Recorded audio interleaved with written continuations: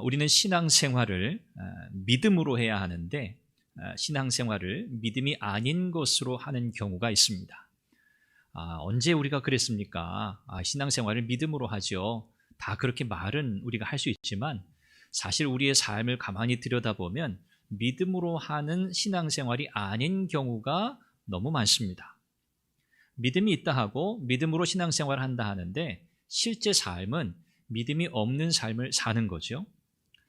오늘 우리가 계속 살펴보고 있는 이 마가복음서의 내용을 통해서 우리는 제자들의 그런 부족한 모습, 제자들 정도 되면 좀 대단한 믿음, 우리가 좀 본받을 만한 그런 믿음을 좀 보여주어야 하지 않겠느냐, 이런 기대를 가지고 우리가 그들을 바라보는데, 그러나 제자들은 여전히 부족하고 여전히 기대에 미치지 못하는 모습을 우리는 확인합니다. 그러면서 그냥 제자들을 우리가 비난하고 비판하는 것이 아니고요, 예수님의 제자들에게서도 이런 모습이 있었다면 오늘 나의 믿음, 오늘 나의 신앙생활은 어떤가 우리가 점검할 수 있어야 합니다. 제자들만 탓할 것이 아니라는 말이죠. 오늘 제자들의 모습은 사실 우리의 모습을 투영하고 있는지도 모르겠습니다. 예수님을 가장 가까이서 따르는 제자들, 그들이 예수님이 어떤 분이신지 정확히 알지 못했다고 오늘 마가복음서의 기자는 우리에게 이야기하고 있습니다. 오병이어를 경험했습니다. 또 칠병이어를 경험했습니다. 예수님이 누구신지를 드러내는 가장 중요한 표적들이지요. 이 놀라운 표적을 경험했음에도 불구하고 제자들은 여전히 예수님이 누구신가에 대한 결론을 얻지 못했습니다. 오히려 누가 예수님을 드러냅니까? 귀신들이요. 귀신들이 예수님의 정체를 드러내고요.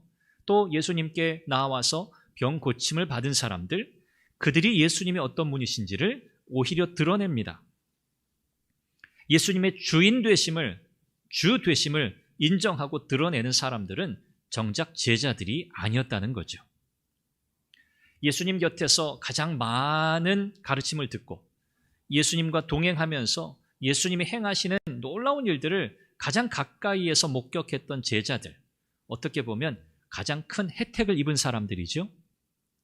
이런 제자들이 예수님에 대해 여전히 무지하고 있다는 것을 오늘 성경은 우리에게 다시 한번 말씀합니다. 그래서 예수님은 그렇게 물으시죠. 너희가 아직도 깨닫지 못하느냐? 아직도 내가 누군지 모르니? 내가 너희들에게 이렇게 가르치고 내가 너희들에게 이런 놀라운 표적들을 보여주었는데 너희들은 아직도 내가 누군지 알지 못하고 있구나. 지난주에 말씀드린 것처럼 제자들의 영적인 무지와 영적인 둔감함에 대해서 우리 주님이 책망하십니다. 다시 말하면 거기서 벗어나야 한다는 거죠. 영적인 무지, 영적인 둔감함에서 벗어나야 한다는 거예요. 누구에 대한? 예수님에 대한. 예수님을 모르고 신앙생활한다? 여러분, 우리가 상상할 수 없죠. 예수님이 어떤 분이신지 모르는데 우리가 믿음으로 산다? 상상할 수 없죠. 그런데 지금 제자들의 모습은 어떻습니까? 예수님이 누구신지 모르는데 그들은 주님을 따라가고 있어요. 그들은 주님의 제자들이라고 그렇게 불리고 또 스스로를 그렇게 여기고 있어요. 주님 곁에 있다고? 주님을 따라간다고? 능사가 아니에요. 우리 주님이 누구신지를 정확히 알고 가야 돼요. 우리 주님이 어떤 분이신지를 바로 알고 따라가야 돼요. 그게 바로 믿음이죠. 오늘 성경은 우리에게 그 믿음을 요구하고 있습니다. 바리새인들과 만난 이후에 예수님께서 제자들과 함께 배에 오르시고 갈릴리 바다 북동쪽 해변으로 다시 이동하십니다. 오늘 본문이 기록된 이 일의 시점은 아마도 바다 위에 한 지점이 아니었을까 싶습니다. 제자들에게서 큰 의논거리가 생겼습니다. 제자들이 수근수근 거리기 시작합니다. 그 주제는 뭐냐면 떡이 없다는 거예요. 떡을 챙겨오지 못했다는 거예요. 우리 주님께서 보여주신 놀라운 그 표적들, 그것을 제자들은 경험했습니다. 그리고 지금 그들의 걱정거리는 무엇입니까? 떡이 없다는 거예요. 오늘 본문은 떡 한 개만 있다, 제자들이 그렇게 이야기합니다. 떡 한 개밖에 없어요. 지금 배에 타고 있는 사람들은 최소 몇 명이에요? 남자만 13명입니다. 예수님 포함해서. 제자들 12이니까요. 13사람의 건장한 남성이 떡 한 개로 허기를 채울 수 없어요. 말이 안 되죠. 턱없이 부족한 양입니다. 제자들은요, 계속 이야기합니다. 우리에게 떡이 없다. 떡이 없다. 이것이 제자들에게 지금 가장 시급한 문제였어요. 사실 여기 본문이 우리에게 이야기하는 이 한 개의 떡밖에 없다 할 때 이 한 개의 떡이라고 하는 것은요, 상징적인 의미를 담고 있습니다. 지금 우리가 이 본문의 스토리를 쭉 지금 알고 지금 이 본문을 우리가 마주하고 있잖아요. 제자들에게 정말 필요한 게 무엇이었을까요? 예수님을 따라왔던 수많은 무리들, 주님께서 그들의 상황과 형편을 불쌍히 여기셔서 그들이 배불리 먹도록 음식을 그들에게 나누어 주셨단 말이에요. 그런데 예수님께서는 그냥 육신의 필요만 채우시기 위해 그런 표적을 행하셨을까요? 그건 아니죠. 제자들이 지금 그런 상황들을 다 경험해 왔단 말입니다. 그런데 지금 제자들의 가장 근심거리, 걱정거리는 뭐예요? 바로 떡입니다. 먹을 겁니다. 조금 이상하죠? 제자들이 왜 이런 염려를 하고 있지? 제자들은 왜 먹을 것 때문에 지금 근심하고 있지? 이런 질문이 들게 돼요. 이 한 개 떡이라고 하는 것, 이것이 왜 상징적인 의미일까요? 제자들에게 정말 필요한 게 무엇인가? 그것을 오늘 본문은 우리에게 질문하고 있어요. 제자들에게 정말 필요한 것은요, 육신의 허기를 채울 떡이 아닙니다. 제자들에게 정말 필요한 것은 뭐예요? 유일한 생명의 떡이신 예수 그리스도, 그분을 바로 아는 거예요. 제자들에게 정말 필요한 것은요, 생명의 떡이신 예수님을 제자들이 알아채는 거예요. 그것이 제일 중요한 일입니다. 그래서 제자들의 지금 이 부족함, 제자들의 결핍, 이것은 양식의 결핍이 아니에요. 먹을 것의 결핍이 아니에요. 이것은 믿음의 결핍이고요, 예수님에 대한 결핍이었습니다. 한마디로 제자들은 뭐가 없어요? 믿음이 없어요. 믿음이 없는 제자? 상상할 수 있습니까? 믿음이 없는 그리스도인? 생각할 수 있습니까? 불가능하죠. 그리스도인이다? 믿음을 전제로 하죠. 그런데 제자들은요, 믿음이 없어요. 예수님 곁에 있던 제자들에게 이 믿음이 결핍되어 있다면 오늘 우리도 충분히 그럴 수 있다는 것을 우리는 인정해야 합니다. 나도 그럴 수 있다. 예외가 없어요. 제자들이 생명의 근원이신 예수님을 제대로 알아보았다면, 예수님이 누구신지 제자들이 마음속에 강한 확신 가운데 있었다면, 여러분 지금 배는 고팠을 거예요. 먹을 것이 없다, 그것이 걱정거리였으니까요. 떡 한 개밖에 없는 그 결핍의 상황 속에서 제자들은요, 야, 우리한테 떡이 한 개밖에 없는데 어떻게 하지? 이 많은 사람이 어떻게 이 떡 한 개로 배불리 먹을 수 있지? 이런 걱정, 이런 염려 하지 않았을 겁니다. 제자들은요, 생명의 떡이신, 생명의 근원이신 예수님과 함께 있다라고 하는 이 믿음이 있었다면요, 제자들에게는 이런 육신의 결핍, 이것이 그들의 문제거리가 되지 않았을 거예요. 왜요? 예수님은 5,000명, 4,000명 먹이셨거든요. 그것도 배불리 먹이셨거든요. 고작 떡 5개, 떡 7개로요. 그러니 제자들이 예수님이 누구신지 진작에 알아차렸다면 떡 한 개밖에 없는 이 상황에 대해 걱정했겠어요? 근심했겠어요? 우리 주님이 계신데, 우리 예수님이 어떤 분이신데. 제자들이 이처럼 떡에 대해서 근심하고 있을 때 예수님께서 제자들의 상황을 다 보고 계셨어요. 그리고 제자들에게 정말 중요한 것을 가르치는 기회로 예수님이 삼으십니다. 이 중요한 상황에서 예수님이 제자들을 가르치기 위해 사용하신 내용이 뭐죠? 바로 이거예요. 15절입니다. 삼가 바리새인들의 누룩과 헤롯의 누룩을 주의하라 이거예요. 예수님께서 제자들에게 경고하시면서 말씀하세요. 자, 지금 제자들은 어떤 상황이에요?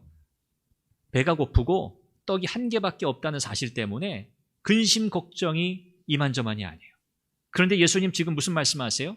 경고하시며, 이거 굉장히 엄중한 말이라는 거예요. 중요한 메시지라는 거죠. 제자들에게 삼가 바리새인과 헤롯의 누룩을 주의하라 그러셨어요. 제자들이 이 말씀을 이해하지 못했어요. 자, 보세요. 여기 예수님이 삼가 그리고 주의하라 말씀하시는데 둘 다 동사입니다. 삼가하라, 주의하라는 동사예요. 그런데 단어는 다른데 이 의미는 같아요. 이 의미는 뭐냐면 신중하게 지켜보라 그런 뜻이에요. 삼가하라, 주의하라, 이것은 신중하게 지켜봐라. 무엇을요? 바리새인과 헤롯의 누룩을 자세하게 살피라, 신중하게 살펴보라 그 말이에요. 자, 이 누룩이라고 하는 것 여러분 우리가 일반적으로 누룩, 효모라고도 하죠. 이 누룩 뭐 만드는 데 쓰죠? 떡 만드는 데 쓰죠. 뭐 빵 만들 때도 쓰고요. 부풀리는 거잖아요. 밀가루를 부풀리게 하잖아요. 이 누룩은요, 떡 혹은 빵을 만드는 데 있어서는요, 필수 요소입니다. 이게 들어가지 않으면 맛이 없어요. 별로 상품 가치도 없고요. 먹고 싶은 마음도 없어요. 보기에도 안 좋아요. 떡을 만드는데 어려워요. 자, 예수님께서 누룩이라고 하는 이 말씀을 하시는데 바리새인의 누룩과 헤롯의 누룩이라고 그랬어요. 자, 그러면 우리는 직감적으로 알 수 있어요. 이게 좋은 의미인가 안 좋은 의미인가? 당연히 안 좋은 의미죠. 왜? 예수님께서 경고하시면서 하신 말씀이기 때문에. 자, 그러면 여기서 말씀하는 이 바리새인과 헤롯의 누룩, 이건 뭘 의미할까요? 우리 바리새인들에 대해서는 우리가 어느 정도 정보가 있습니다. 그렇죠? 외식하는 자들, 예수님께 책망받은 자들, 형식주의자들, 위선자들, 바리새인들이 대체로 당시에 그랬다는 것을 우리가 알고 있어요. 자, 이 헤롯의 누룩이라고 할 때 이 헤롯은요, 헤롯 일당 혹은 헤롯파, 그들을 가리키는 표현이에요.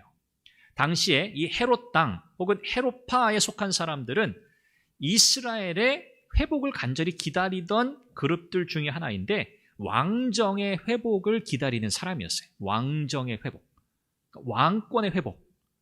이 사람들은 정치적 메시아를 간절히 기대하던 일당들이에요. 그러니까 메시아에 대한 이 관점이 잘못됐죠. 정치적 메시아, 군사적 메시아를 기다리던 사람들이 이 헤롯파 사람들이었어요. 그래서 이 헤롯파든 또 바리새인들이든 일맥상통하는 면이 있죠. 그들은 구약에서 말씀하는 이 메시아, 구원자, 그들의 필요에 따라, 형편에 따라 왜곡된 메시아관을 가지고 있었어요. 예수님께서 여러 차례 경고하신 일들이 있었지 않습니까?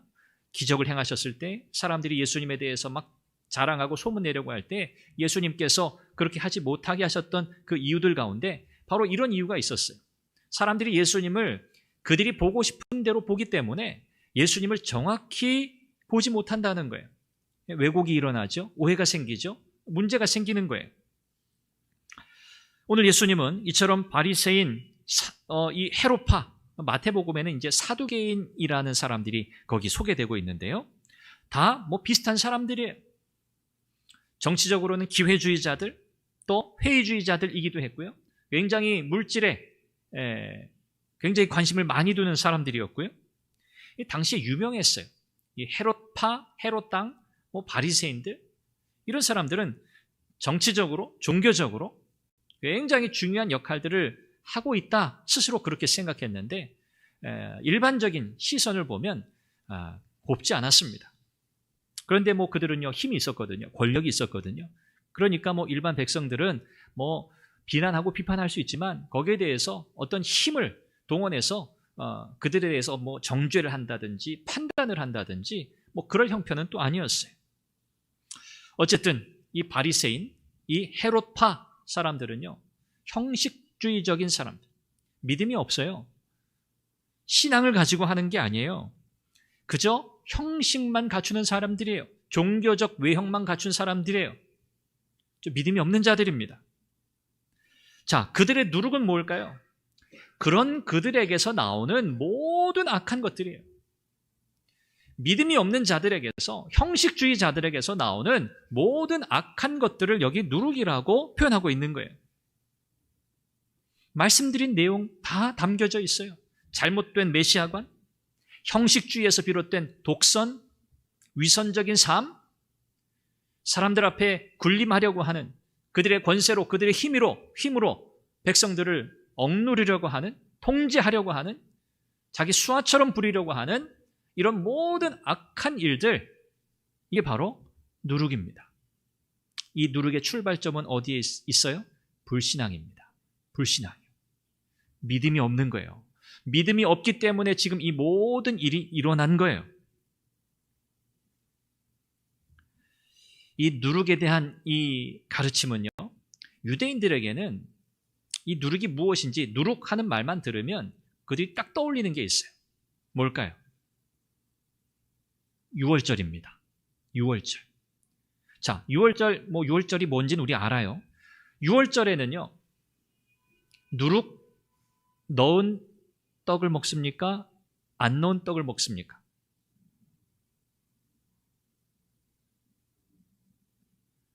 네, 안 먹어봐서 우리가 잘 모르겠지만, 무교병, 그렇죠. 무교병이 뭐예요? 누룩 넣지 않은 떡이에요. 무교병을 먹어야 돼요. 6월절에. 그리고 유대인들은요, 집안 곳곳을 청소합니다. 무엇을 제거하기 위해서? 누룩을 제거하기 위해서.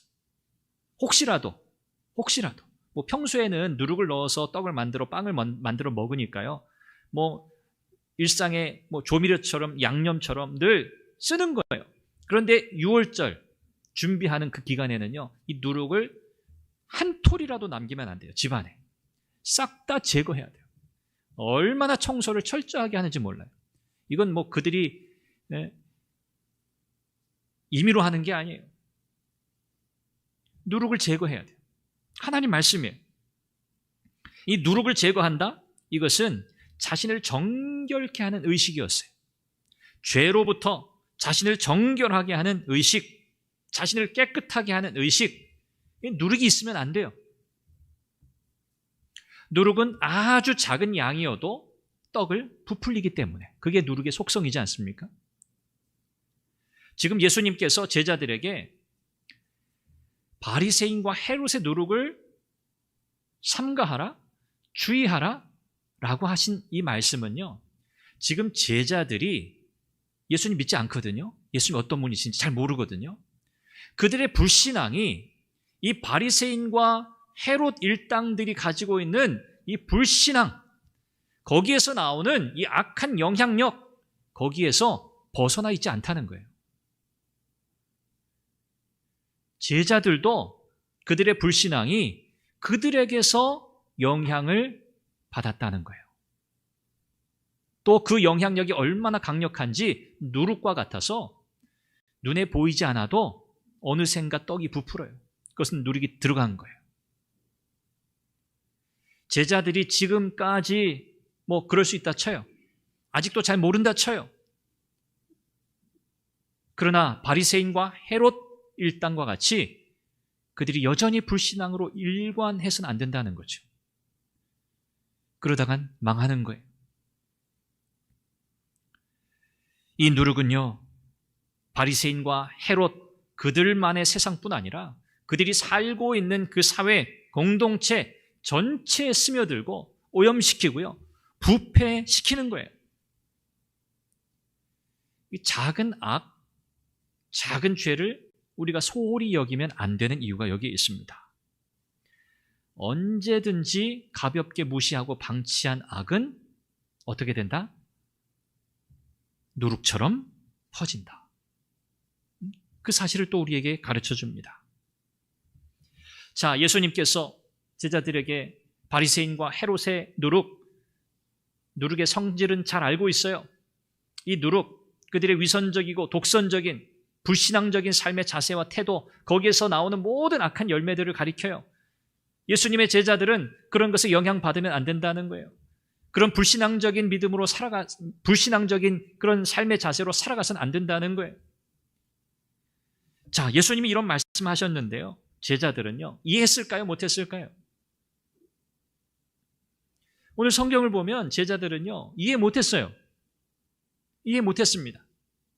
예수님이 무슨 말씀을 하시는지 사실 잘 듣고 있지 않았어요. 그럴 가능성이 큽니다. 왜 그렇죠? 오늘 성경에 보면 제자들이 예수님께서 지금 이 바리새인과 헤롯의 누룩을 조심해, 주의해 라고 말씀하시는 동안에도 제자들은 지금 뭘 걱정하고 있어요? 떡이 없는 걸 걱정하고 있어요.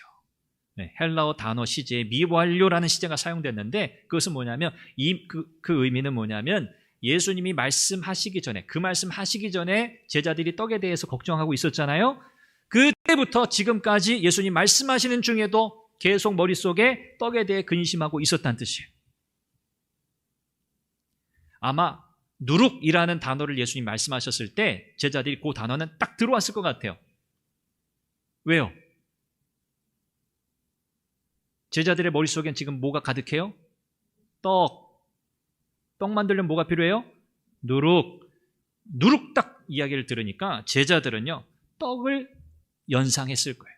아, 예수님이 지금 떡 없는 것 때문에 우리 책망하시는구나. 아이고, 우리가 이 떡을 잘 챙겨왔어야 되는데. 지금 그러고 있단 말이에요. 전혀 초점이 빗나갔어요. 바리새인과 헤롯의 외식, 위선, 불신앙에 대해서 예수님이 경고하시면서 너희는 절대 그러면 안 돼. 경고하시는데도 불구하고 제자들은요, 지금 그 소리 들리지 않아요. 지금 뭐에 꽂혀 있습니까? 우리에게 뭐가 없다? 떡이 없다. 떡이 없다.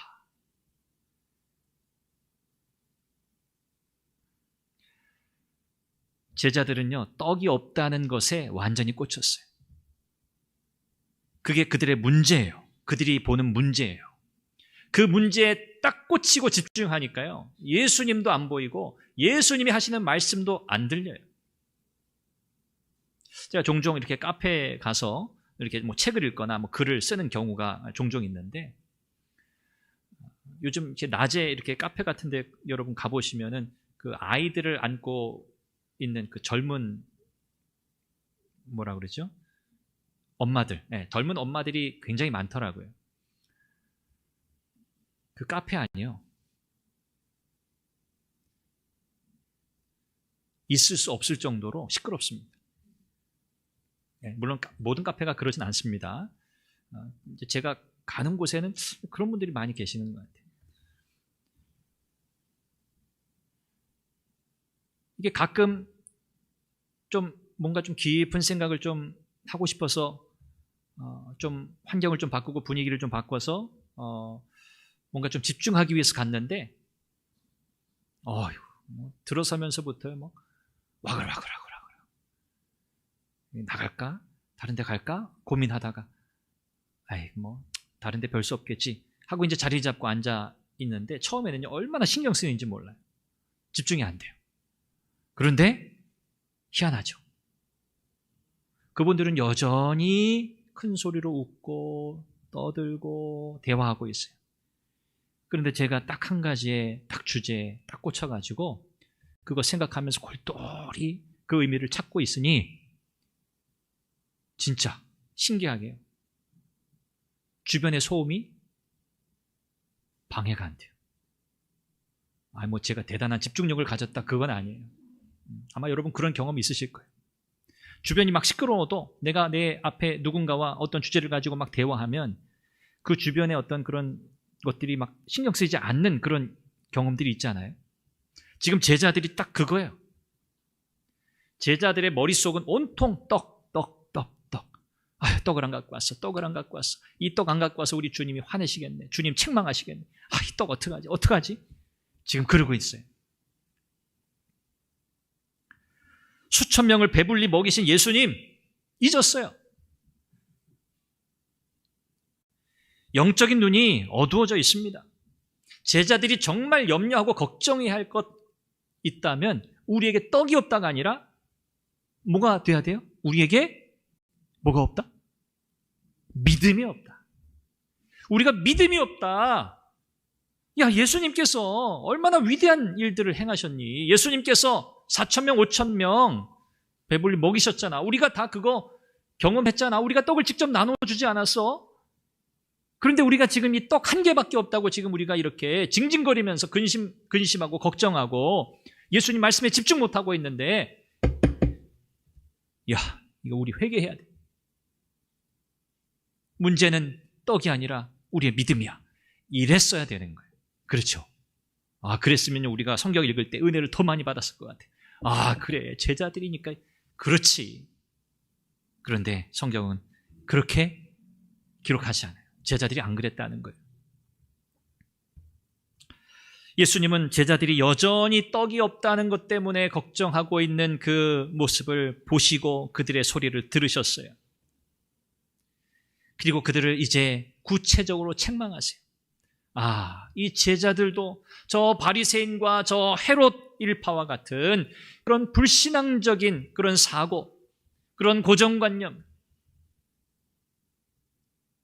거기에 이미 영향을 받았구나.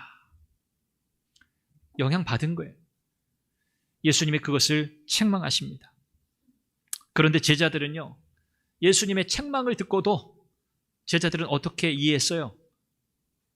그들의 불신앙에 대한 책망으로 듣지 않았어요.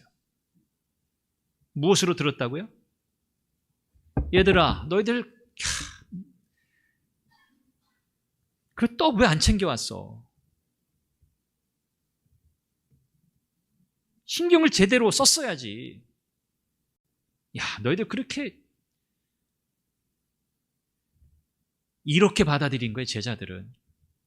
떡 안 가져왔다고 우리 주님이 지금 화나셨구나. 주님이 지금 그것 때문에 책망하시는구나. 우리의 부주의를 책망하는구나. 제자들이 그렇게 생각했습니다. 그러나 예수님 아니에요.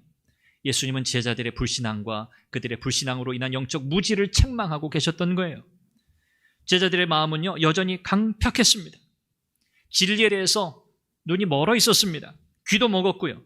그러니 예수님이 행하신 놀라운 그 표적, 그것을 기억하지 못했어요.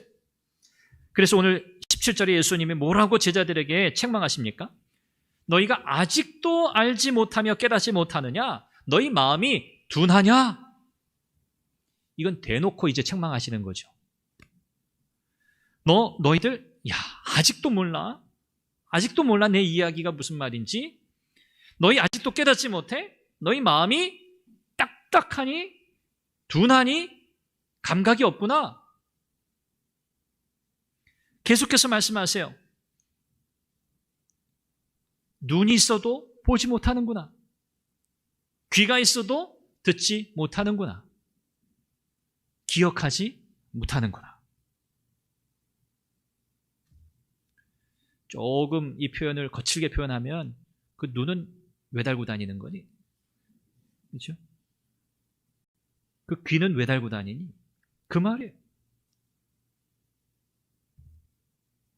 예수님의 탄식이에요. 예수님이 얼마나 안타까우셨으면 여러분 이렇게 말씀하셨겠어요. 자, 이 모든 상황의 원인은요, 제자들의 마음속에 가득한 것, 그게 뭔가? 육신적 필요예요. 제자들의 마음을 꽉 사로잡고 있는 예수님의 말씀조차 제대로 듣지 못하고 무슨 말인지 깨닫지 못하게 하는 그 마음에 가득한 생각은요, 바로 육신적 필요를 채우는 거였어요. 떡에만 연연하는 거예요. 주님이 말씀하신 의미, 관심이 없어요. 지금 이 배에 함께 타고 계신 분이 우리 주님이 어떤 분이신지를 깨닫지 못할 정도로 제자들은요, 지금 무디어져 있어요. 어떻게 이런 일이 가능한가요? 우리 주님이 아닌 문제만 바라보면 우리도 이렇게 돼요. 에이, 이 정도까지 될까요? 더 할 수도 있어요. 우리 주님을 바라보아야 하는데, 주님의 권능을 의지해야 하는데, 주님의 주권을 바라보아야 하는데 문제만 바라보면요, 말씀을 들을 수 없어요. 말씀이 들려도 무슨 뜻인지 이해할 수 없어요. 사랑하는 여러분, 우리 인생에 문제가 너무 많죠. 문제 너무 많아요. 근심거리 너무 많아요. 제자들 유치하게 떡 한 개밖에 없다고 이러고 있냐? 유치하다. 그러죠? 아니요, 이것은 그냥 떡 한 개, 그냥 떡 한 덩어리, 그 얘기가 아니에요. 우리의 육신적 필요에 우리는 너무나 민감해요. 그렇지 않습니까? 조금만 속이 불편해도요, 근심 걱정이 찾아와요. 배고파 죽겠는데 끼니가 한번 거르기라도 하면요, 막 속에서 불평, 불만, 짜증 막 올라와요. 여러분은 안 그러신 것 같아요. 배고프면 꼬르륵 하고 그렇죠? 때를 놓치면요, 끼니를 놓치면요, 괜히 화나요. 예민해져요. 우리는 그런 존재예요. 육신적 필요에 너무 예민하고요, 민감해요. 그게 우리예요.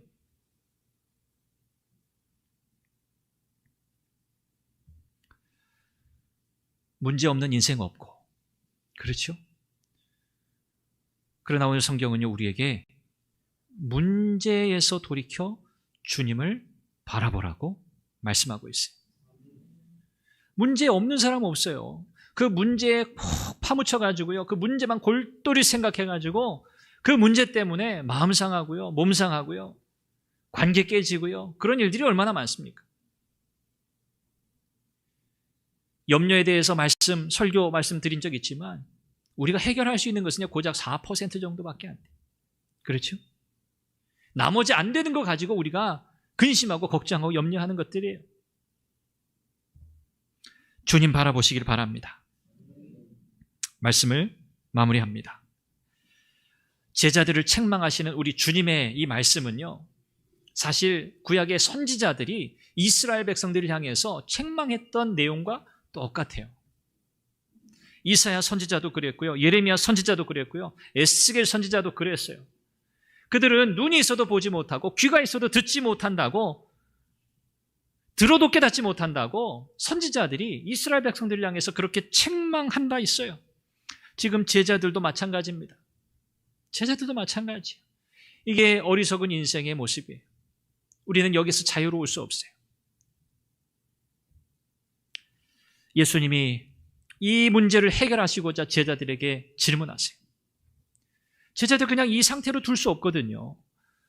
이 영적인 무지와 둔감함에서 이들을 빨리 일깨우셔야 하거든요. 그래서 우리 주님께서 제자들에게 질문하세요. 얼마나 답답하셨겠어요.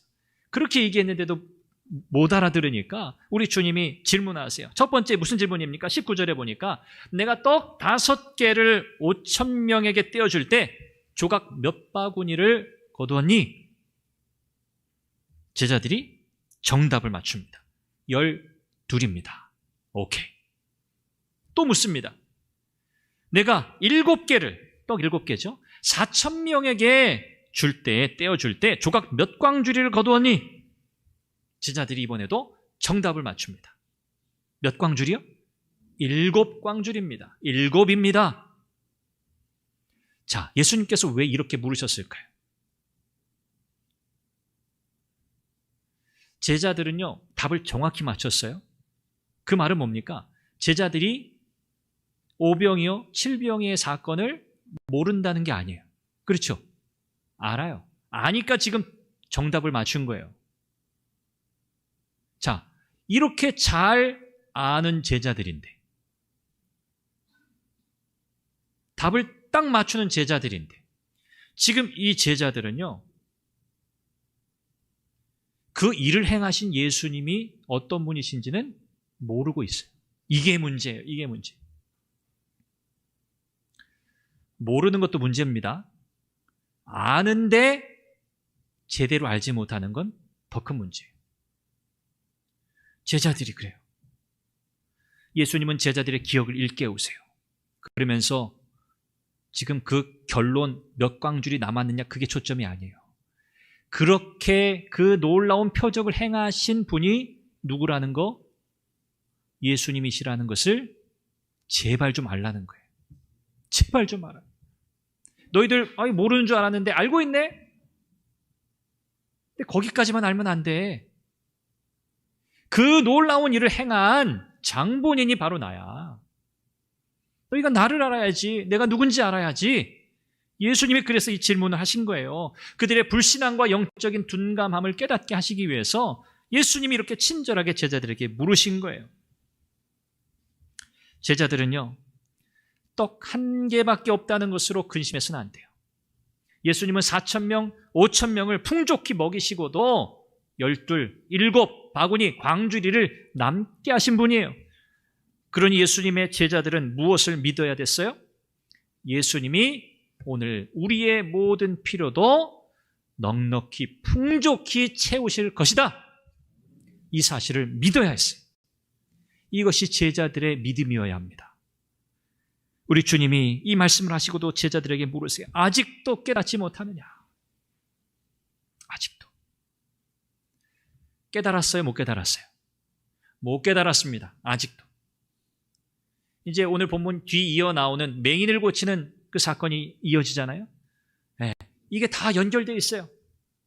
다음 주일 또 나눌 메시지 가운데 이 메시지가 연결이 됩니다. 여러분, 지금 현재 내가 보아야 돼요. 내가 들을 수 있어야 돼요. 과거의 지식 소용없어요. 그 과거의 지식이 지금 나로 하여금 보게 하고 듣게 하면 괜찮아요. 그런데 지금 보지 못하고 듣지 못하게 하는 그저 과거의 지식뿐인 것, 그건 아무 소용이 없는 거예요. 우리 신앙생활 옛날 얘기 많이 해요. 라떼 얘기 많이 해요. 중요한 건 뭐예요? 지금. 과거에 저도 옛날 얘기하면요, 전 날고 뛰고 막 날아다녔어요. 그런 얘기 할 수 있죠. 지금이 중요한 거예요. 지금. 믿음은 늘 현재예요. 믿음은 과거형이 아니에요. 나 옛날에 그랬었어. 소용없어요. 믿음은 무슨 형이다? 현재형이다. 현재.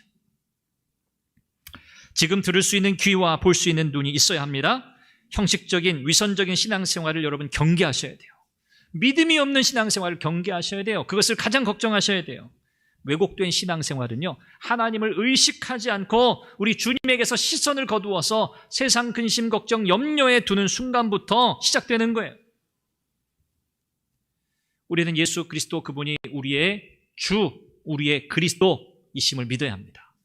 사도행전 2장 36절에서 그렇게 말씀하죠. 너희가 십자가에 못 박은 이 예수, 그를 하나님께서 주와 그리스도가 되게 하셨다 그랬어요. 우리는 예수 그리스도 그분을 우리 인생의 주님으로, 그리스도 구원자로 믿어야 합니다. 예수님이 우리의 인생의 참 주인이시며 구원자이심을 믿으십니까? 그렇다면 이 믿음으로 신앙생활 하시기 바랍니다. 주인은요, 종에 관한 모든 것을 책임지는 자예요. 우리 예수님, 그분을 향해서 우리가 주님이라고 고백한다는 말은 주님이 나의 인생, 살고 죽는 것, 내 생명, 모든 것이 다 그분의 책임이라는 말이에요. 그분이 책임지신다는 그런 고백이에요. 그걸 믿는다는 고백이죠. 그러니 우리에게 있어야 하는 믿음은 뭡니까? 따라하십시오. 종의 믿음. 종의 믿음이 있어야 돼요. 주인이 예수님이시다. 그분이 종인 나를 책임지신다. 이 믿음으로 승리하시기를 주님의 이름으로 축원합니다. 기도하겠습니다. 우리 한 목소리로 기도하죠. 주님, 내게 믿음을 더하소서. 예수 그리스도 주님이 나의 인생의 참 주인이십니다. 참 구원자이십니다. 이 믿음으로 믿음의 삶을 살아가게 하옵소서. 우리 인생을 책임지시겠다고 말씀하시는 주님, 우리에게 종의 믿음을 주옵소서. 주님을 온전히 신뢰하는 믿음으로 승리하게 하옵소서. 이 제목으로 함께 기도합니다.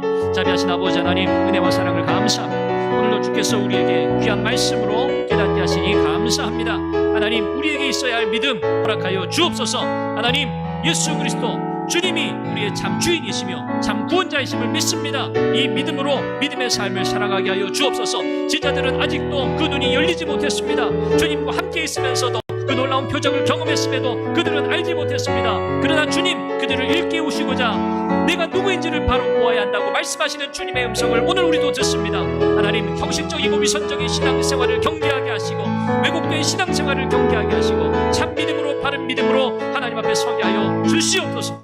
믿음으로 승리하는 하나님의 사람들 다 되게 하옵소서.